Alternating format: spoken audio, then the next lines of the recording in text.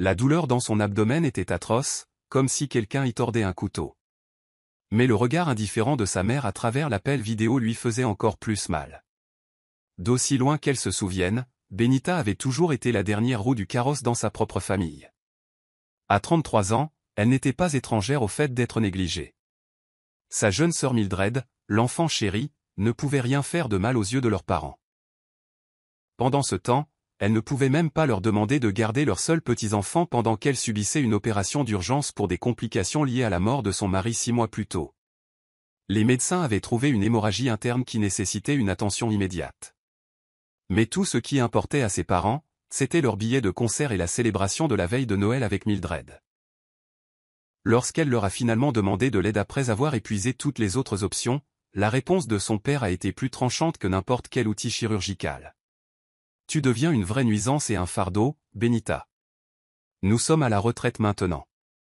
Nous méritons de profiter de nos vies sans tes problèmes constants. » Elle soutenait financièrement ses parents depuis leur retraite anticipée il y a 3 ans. Chaque mois, sans faute, elle leur envoyait $2500 pour les aider avec leur hypothèque et leurs dépenses.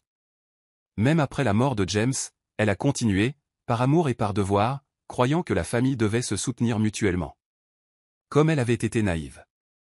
Alors que ses larmes tombaient silencieusement sur la couverture de l'hôpital, Tamara lui serra doucement l'épaule. « Mon amie Janet est une nounou professionnelle spécialisée dans les traumatismes infantiles. Laissez-moi l'appeler pour vous », offrit-elle, sa gentillesse contrastant vivement avec la cruauté des parents de Benita. Les jumeaux étaient encore trop jeunes pour comprendre ce qui se passait. Ils avaient déjà perdu leur père dans un accident de voiture. Maintenant, ils pourraient la perdre aussi si l'opération se passait mal. Cette pensée la terrifiait, mais pas autant que de les laisser avec des gens qui les voyaient comme des fardeaux. À ce moment-là, avec la douleur qui lui brûlait le corps et la déception qui lui brisait le cœur, elle prit sa décision. « Oui, s'il vous plaît, appelez-la, dit-elle à Tamara. » Et avec ces mots, elle commença à couper les liens empoisonnés avec les gens qui l'avaient élevée, mais ne l'avaient jamais vraiment aimée. Alors qu'elle raccrochait le téléphone, une vague de souvenirs l'envahit. Son enfance avait été remplie de moments où elle était négligée tandis que Mildred recevait toute l'attention. Lorsqu'elle a obtenu son diplôme universitaire avec mention, ses parents l'ont à peine reconnu car Mildred avait été choisie pour une publicité locale ce même week-end. Quand elle a épousé James, ils se sont plaints que le lieu du mariage était trop loin de chez eux. Même à la naissance des jumeaux, ils ne sont venus qu'une seule fois, prétextant que les bébés étaient trop agités à leur goût. James avait été son roc à travers tout cela. Il comprenait la douleur de la déception familiale, étant lui-même brouillé avec son propre père depuis des années. « Nous construirons notre propre famille, disait-il, une famille qui sait comment aimer. » Et ils l'ont fait, créant un foyer chaleureux rempli de rire et d'acceptation. Mais il y a 6 mois, un conducteur ivre le lui a enlevé, la laissant élever seuls leurs enfants tout en luttant contre la dépression et le deuil. Malgré sa perte, elle a continué à soutenir ses parents. Elle a même augmenté le montant mensuel lorsqu'ils ont mentionné avoir des difficultés avec l'inflation. Elle avait voulu être meilleure qu'eux, montrer que les familles devaient se serrer les coudes quoi qu'il arrive. L'ironie était écrasante. Elle était là, avec une hémorragie interne, peut-être mourante, et il ne pouvait pas manquer un concert pour s'occuper de ses enfants. Tamara revint avec la nouvelle que son amie Janet arriverait dans l'heure. « Elle est incroyable avec les enfants », l'assura Tamara. Elle travaillait avec des victimes de traumatisme à l'hôpital pour enfants avant de devenir nounou privée. « Combien cela coûtera-t-il » demanda-t-elle, l'inquiétude s'insinuant dans sa voix. Les factures médicales s'accumulaient déjà depuis que l'assurance de James avait des limitations. « Ne vous inquiétez pas de ça maintenant, dit Tamara. Concentrons-nous sur votre préparation pour l'opération. » Mais elle était inquiète. Elle pensait aux $2500 qu'elle devait transférer à ses parents la semaine suivante, de l'argent qui pourrait maintenant aider à payer la garde d'enfants. Cette pensée a allumé quelque chose en elle, une flamme d'auto-préservation qui s'était éteinte des années auparavant. Quand Janet est arrivée, elle était tout ce que Tamara avait promis, gentille, professionnelle et a immédiatement établi un lien avec les jumeaux. Alors que le personnel de l'hôpital la préparait pour l'opération, Benita a pris une décision. « Pourriez-vous m'apporter mon téléphone une dernière fois » a-t-elle demandé à Tamara avec des mains tremblantes. Elle a envoyé 2 messages. Le premier à sa banque, annulant tous les futurs virements automatiques vers le compte de ses parents. Le second à ses parents. « Je ne fournirai plus de soutien financier. Mes enfants et moi méritons mieux que d'être vos pensées après coup. Ne me contactez plus. Alors qu'on la roulait vers la salle d'opération, elle ressentit quelque chose d'inattendu à travers la douleur et la peur, la liberté. L'opération fut un succès, mais la laissa plus faible qu'elle ne l'avait prévu. Elle passa 5 jours à l'hôpital, entrant et sortant de la conscience, reconnaissante envers Janet, qui avait fait bien plus que son devoir en restant avec les jumeaux dans sa chambre d'hôpital pendant la journée et en les emmenant dans son appartement la nuit. Pendant un de ces moments de lucidité, elle remarqua que son téléphone clignotait avec des notifications. 27 appels manqués et de nombreux messages textes de ses parents et de Mildred. La plupart des messages suivaient un schéma prévisible. D'abord la confusion, puis la colère, et enfin des supplications désespérées concernant leur paiement hypothécaire. Pas une seule fois ils n'ont demandé comment s'était passée son opération ou si les jumeaux allaient bien.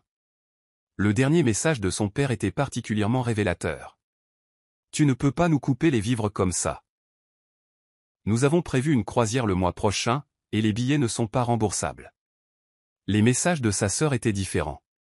Mildred semblait sincèrement confuse. « Maman et papa viennent de me dire que tu subissais une petite intervention. Qu'est-ce qui se passe? Pourquoi panique-t-il à propos de l'argent? » Il est apparu à Benita que ses parents avaient menti à Mildred sur la gravité de sa situation pour justifier leur choix d'un concert plutôt que de leurs petits-enfants. Elle décida de lui dire la vérité, lui envoyant toute l'histoire alors qu'elle était encore groggy à cause des médicaments. La réponse de Mildred arriva rapidement. « Oh mon Dieu, Benita, je n'avais aucune idée que c'était une opération d'urgence. Ils m'ont dit que tu faisais juste des histoires pour un examen de routine. J'aurais gardé les jumeaux si j'avais su. Je suis tellement désolé. » Benita l'a cru. Mildred n'était pas cruelle. Elle avait simplement été élevée dans un environnement où on lui avait appris que ses besoins passaient en premier. Peut-être que cette révélation l'aiderait à voir leurs parents. Pour ce qu'ils étaient vraiment. Au moment où Benita fut sortie de l'hôpital, elle avait pris plusieurs décisions. Premièrement, elle engagea Janet à temps partiel pour l'aider avec les jumeaux pendant sa convalescence. Deuxièmement, elle contacta un avocat pour rédiger un testament désignant une amie de confiance comme tutrice des jumeaux si quelque chose lui arrivait. Certainement pas ses parents. Troisièmement, elle bloqua les numéros de ses parents, n'autorisant qu'un contact limité avec Mildred pendant qu'elle évaluait sa sincérité. Les implications financières de sa décision étaient importantes.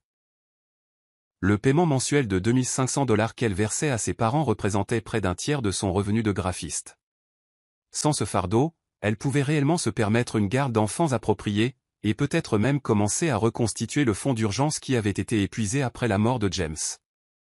Ce soir-là, alors qu'elle était allongée dans son propre lit avec les jumeaux dormant dans leur chambre de l'autre côté du couloir, elle ressentit un mélange complexe d'émotions. Il y avait de la culpabilité. Le sentiment ancré qu'elle avait en quelque sorte tort de se mettre, elle et ses enfants, en premier.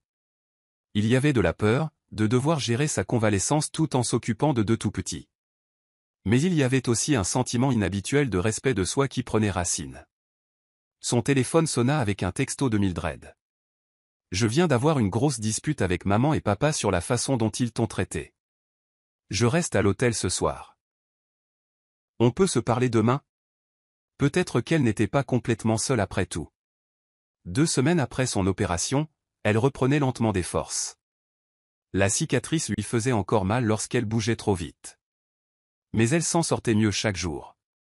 Janet avait été une bénédiction, arrivant chaque matin pour l'aider avec les jumeaux pendant que Benita travaillait à domicile. Ses clients en design graphique avaient été étonnamment compréhensifs quant à sa disponibilité limitée, et elle était reconnaissante du travail à distance qui lui permettait de rester proche de ses enfants.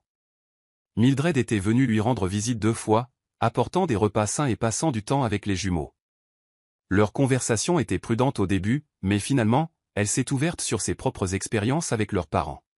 « Ils ont toujours fait croire que tu choisissais de t'éloigner de la famille », a-t-elle admis un soir alors qu'il regardait les jumeaux jouer. « Je n'ai jamais réalisé qu'ils te repoussaient. » Benita commençait à voir une nouvelle facette de sa sœur, une facette qui avait été cachée sous des années de manipulation de leurs parents. Bien qu'elle ne soit pas encore prête à lui faire entièrement confiance, elle appréciait ses efforts.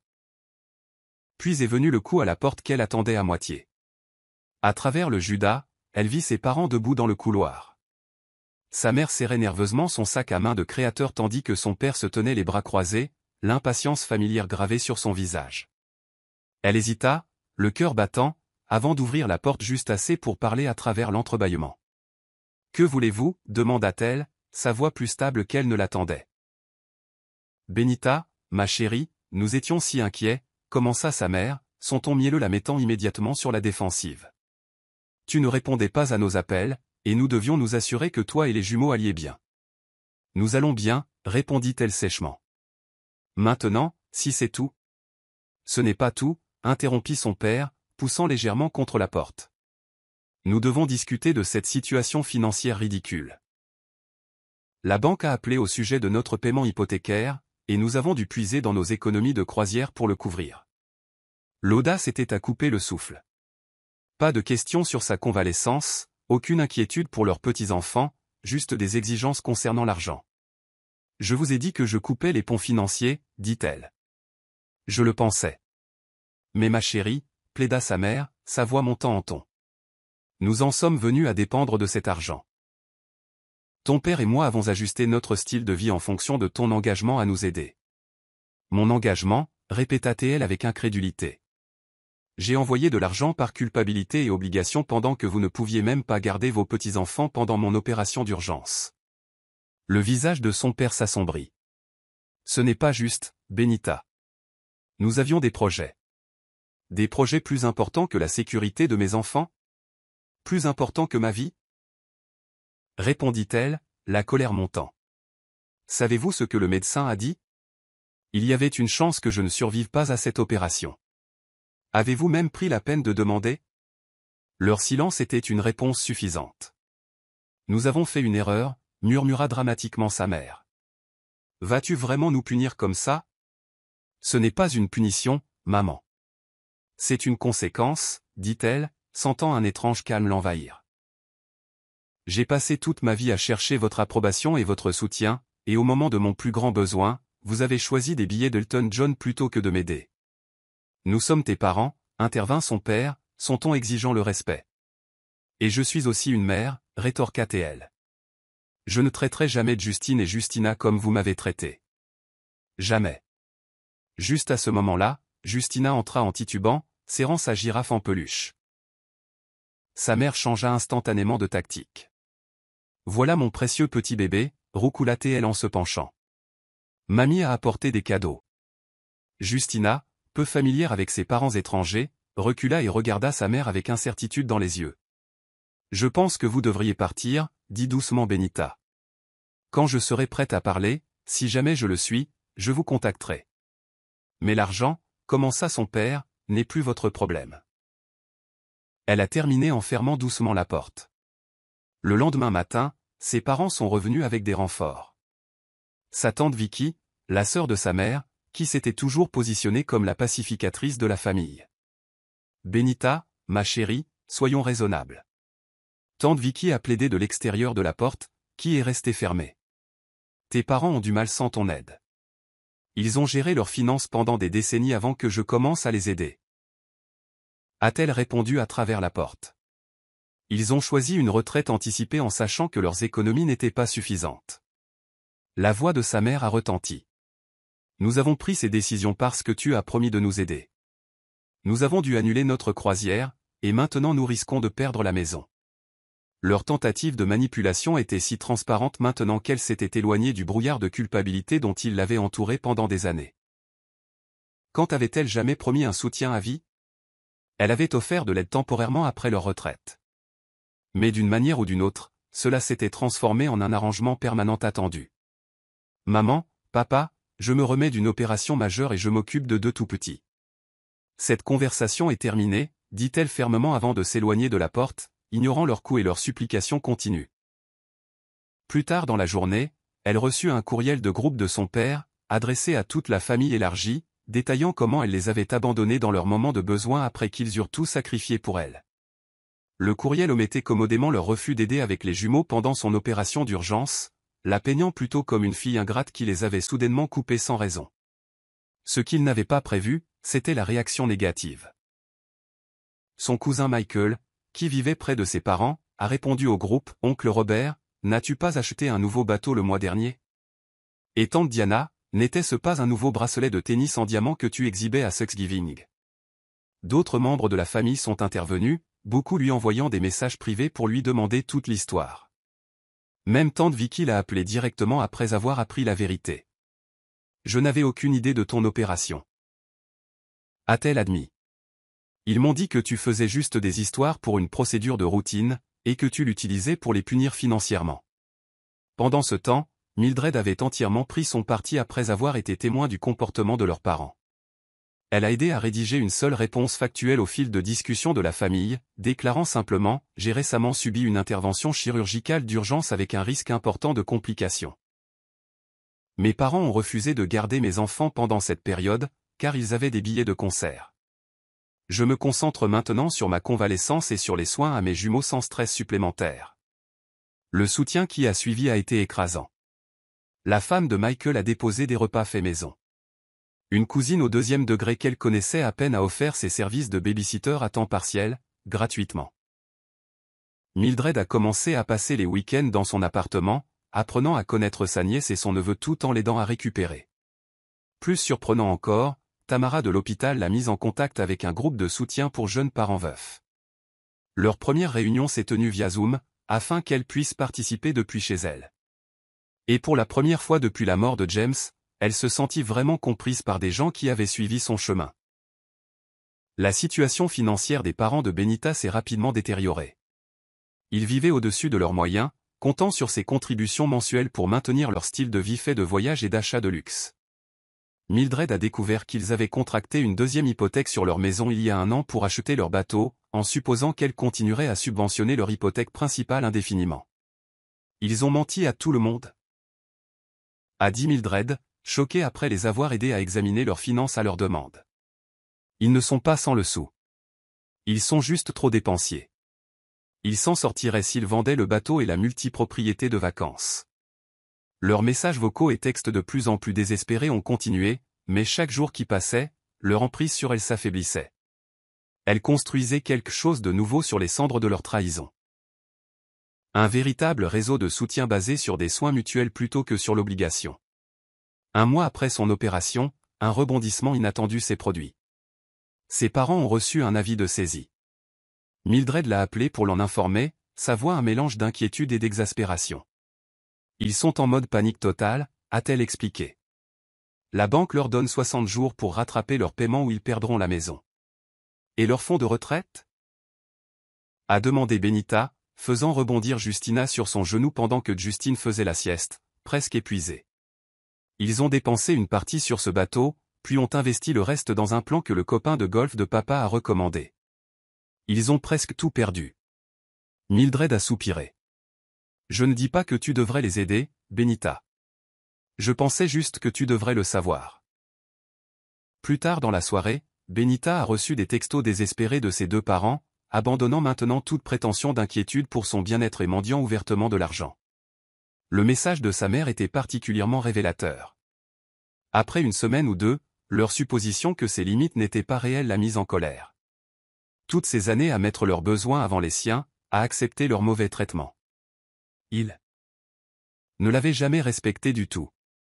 Pendant ce temps, sa propre vie se transformait de manière inattendue. Le groupe de soutien était devenu une bouée de sauvetage, la mettant en contact avec d'autres parents confrontés à des défis similaires. Grâce à eux, elle a rencontré Diana, une agente immobilière dont le mari était décédé d'un cancer 2 ans plus tôt, la laissant avec un fils de 3 ans. Diana l'a aidée à envisager des options auxquelles elle n'avait pas pensé, comme vendre son appartement trop petit et utiliser la plus-value pour déménager dans un quartier plus abordable avec de meilleures options de garde d'enfants.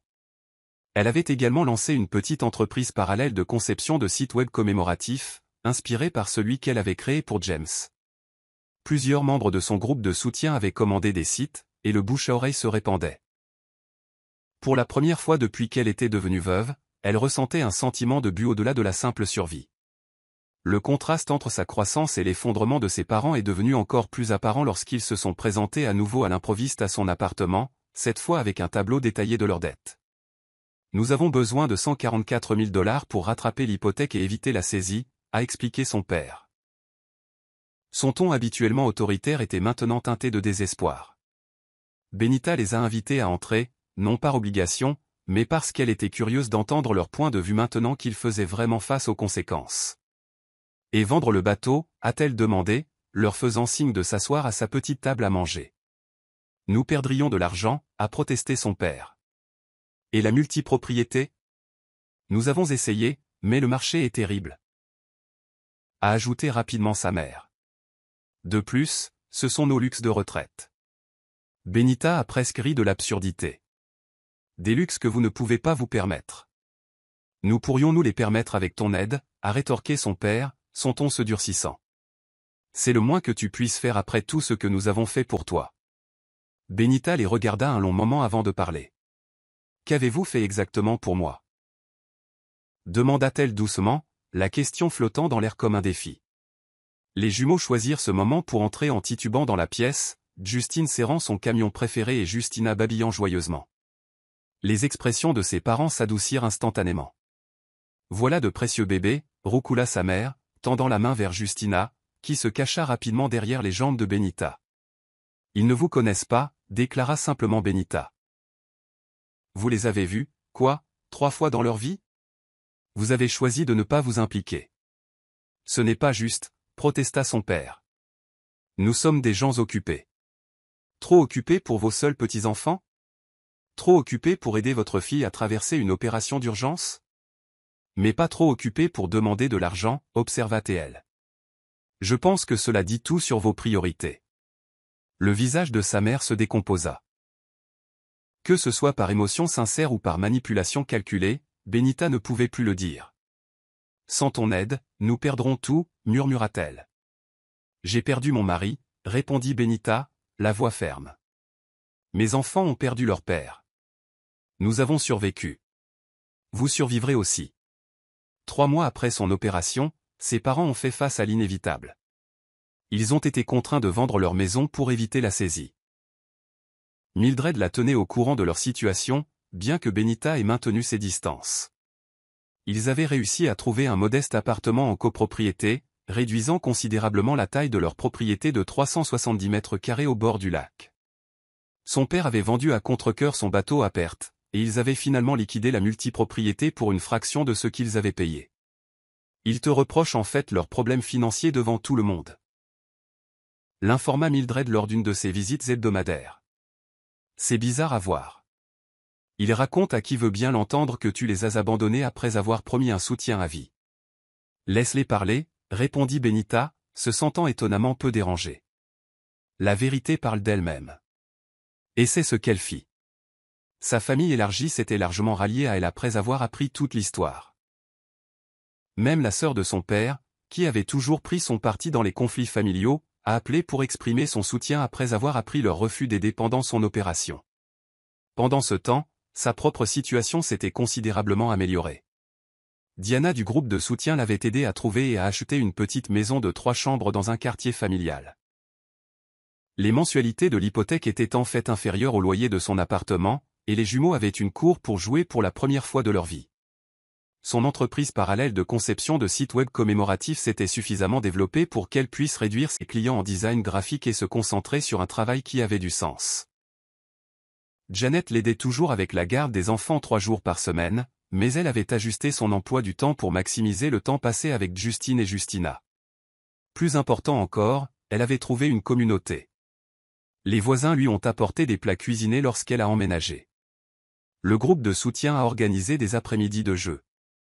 Et Mildred était devenue une véritable sœur plutôt qu'une concurrente pour l'affection de leurs parents. Même Tamara de l'hôpital passait de temps en temps avec ses enfants. Elle avait perdu son mari et coupé les ponts avec ses parents.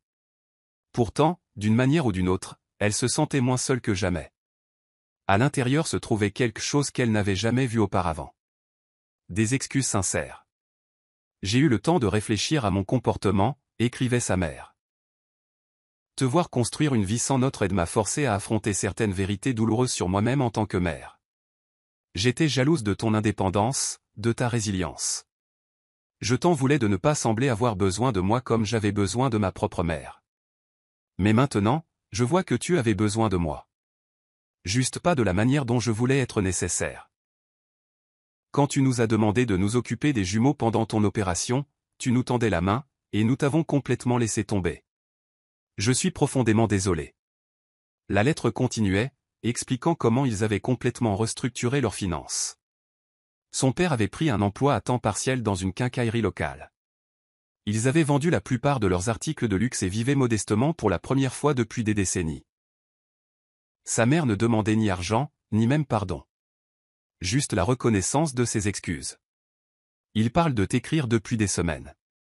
Papa était contre au début, mais je pense qu'il commence à voir les choses différemment aussi, surtout après son alerte cardiaque le mois dernier. Alerte cardiaque, demanda-t-elle, inquiète malgré elle. Juste une hypertension artérielle et des douleurs thoraciques, mais ça lui a fait peur. Il est sous traitement maintenant et suit réellement les ordres du médecin, expliqua Mildred. Je pense que faire face à la mortalité l'a un peu humiliée. Elle n'était pas prête à répondre à la lettre immédiatement. Elle avait besoin de temps pour traiter ses sentiments. Était-ce un remords sincère ou une autre tactique de manipulation? Avait-il vraiment changé, ou adaptait-il simplement leur stratégie? Ce soir-là, elle regarda de vieilles photos de famille pour la première fois depuis qu'elle avait coupé les ponts. Derrière les visages souriants, elle vit des schémas auxquels elle avait été aveugle auparavant. Ses parents avaient toujours été des acteurs, jouant le rôle de parents parfaits tout en servant d'abord leurs propres besoins. Un an après son opération, elle a finalement accepté de rencontrer ses parents dans un lieu neutre. Un café tranquille près de sa nouvelle maison. Quand ils sont arrivés, elle les a à peine reconnus. Son père semblait plus petit en quelque sorte, sa posture confiante remplacée par une attitude plus humble. Les vêtements de marque de sa mère avaient été échangés contre une tenue simple et pratique. Les jumeaux étaient avec Mildred pour l'après-midi. Elle n'était pas encore prête pour une réunion de famille. Ils s'assirent dans un silence gêné jusqu'à ce que son père fasse quelque chose d'inédit. Il a pleuré. J'ai été un père terrible. A-t-il admis, la voix brisée. Et un grand-père encore pire. Je n'attends pas ton pardon, mais je veux que tu saches que je le vois maintenant. À quel point nous avons été égoïstes. Sa mère tendit la main sur la table, ne touchant pas tout à fait sa main, mais faisant un geste vers elle. Nous avons passé des mois en thérapie familiale, a-t-elle expliqué. C'était l'idée de Mildred et nous avons résisté au début, mais ça a été transformateur. Elle ne s'est pas précipitée pour leur pardonner, ni pour faire des promesses qu'elle ne pouvait pas tenir. Au lieu de cela, elle a partagé des photos des jumeaux et leur a parlé de leur nouvelle vie. Ils ont écouté sans l'interrompre, sans que cela tourne autour d'eux. Peut-être pour la première fois. Alors qu'ils se séparaient, son père demanda doucement. Serait-il possible un jour de connaître nos petits-enfants? Elle y réfléchit attentivement avant de répondre. Cela dépend de vos actions, pas de vos paroles. Si vous êtes sincèrement engagé dans le changement, nous pouvons commencer par des visites courtes et supervisées. Mais comprenez bien ceci. Mes enfants n'auront de relation qu'avec des personnes qui respectent leur mère. En quittant cette réunion, elle ne ressentit ni le poids écrasant de l'obligation, ni le ressentiment brûlant qui avait défini leur relation pendant si longtemps. Au lieu de cela, elle ressentit quelque chose de nouveau. L'assurance calme d'une femme qui connaissait sa valeur. Qui avait créé des limites et les ferait respecter sans s'excuser. Mais elle s'était déjà transformée. D'une fille désespérée d'approbation à une mère féroce dans sa protection, et claire dans ses attentes.